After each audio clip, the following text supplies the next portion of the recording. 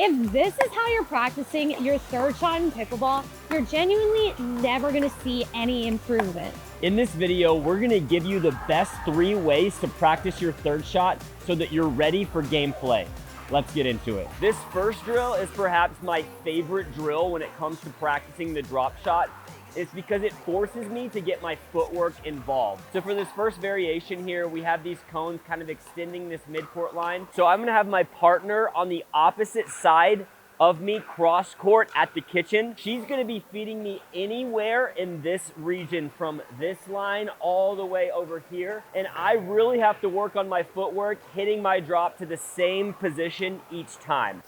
She can be moving me around with pace in different locations, and I can really work on varying my spin and my pace. So we call this drill killers because honestly, it's a killer workout and it's a great way to work on your footwork. So once you've mastered that, you can take these cones and you can actually do away with them or move them to the entirety of the court.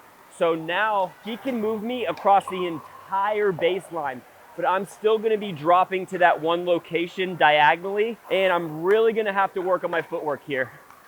So once I've successfully hit about 5 to 10 in a row, or once I've gotten some good work in, now I'm gonna have her move to the opposite side and I'm gonna be dropping this way, covering the entire baseline. If you can do this, it will drastically improve your footwork, which is the most important thing for hitting a consistent drop. The next drill that is gonna significantly create a game-like scenario to help you with your third shot is called 7-11, and I personally like to do this one cross court. So how it works is you're gonna have one player who's gonna be practicing their third shot and then another player at the kitchen, and you guys are gonna be here throughout the whole game. Now, the role of the person at the baseline is going to be hitting what's gonna be simulated as their third shot and working your way up to the kitchen as if you're playing a real game. If you win the rally, then you get a point. If your partner on the other side of the net wins the rally, then they get a point. However, since they are at an advantage, they have to get 11 points to win. And since you're at a disadvantage, you have to get 7 points to win, which is why it's called 7-11, and it's gonna look something like this. So I'm trying to hit my third shot, really trying to get up to the kitchen. And then once I get up here, you're gonna play the point out. So since I won that rally, I'm gonna go back and we're gonna do it again. Third shot, I lost that. Now that's my partner's point. So now the game is 1-1.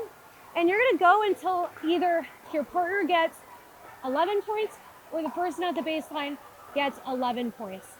You can also play this opposite cross court or even straight up. But what I love about this is it gives you that game-like scenario, working up the kitchen and then playing out real live points.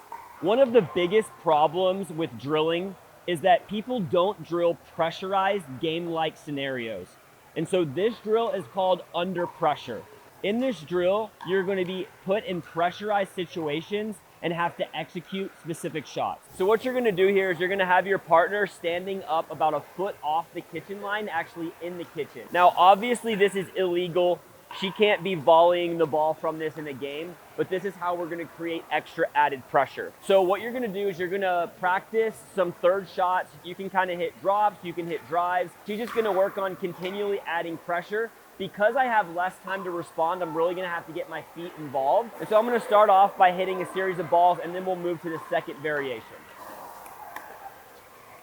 So as you can see, that ball's getting on me pretty fast and she's gonna continue to add pressure. But for the second variation, this is what's gonna really make it feel more like a game. And what you're gonna do here is you're gonna pick a number. It could be 3 if you're a beginner, could be 5 if you're an intermediate, maybe 10 if you're more an advanced player. And once you hit that number, so let's say once you hit 5 shots, she's then going to back up off of this pressure zone, back to the kitchen line, and I'm going to attempt to work my way up to the line and we're going to play the point out. So let's just say the number is 5 for like an intermediate player.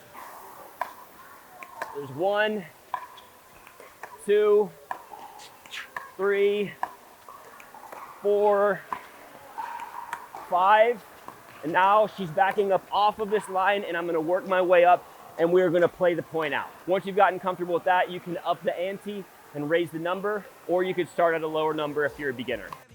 If you like this video, you'll definitely like the next one we have coming up. So be sure to like, subscribe, and turn on those bell notifications. And we'll see you in the next one.